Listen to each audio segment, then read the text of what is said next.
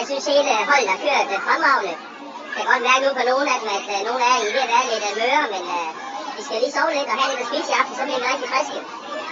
Nu er du med på halvdelen af koncerten i dag. Har du gentaget dit tur igen i morgen? Nej, jeg tager en hviledag i morgen. Og så på torsdag, der kører jeg med op ad den der bakke, der er 2,7 km. Med en stigning på mellem 10 og 15%. Den tror jeg godt, det vil være min drøm hele livet at tage den. Så jeg kommer sidst op, men jeg vil gerne op. Når man får min cykel, så skal jeg ind i bilen. Det lyder godt. Det håber jeg. Kan du bruge din hviledag på at bevæge dine ben så? Ja, det skal jeg faktisk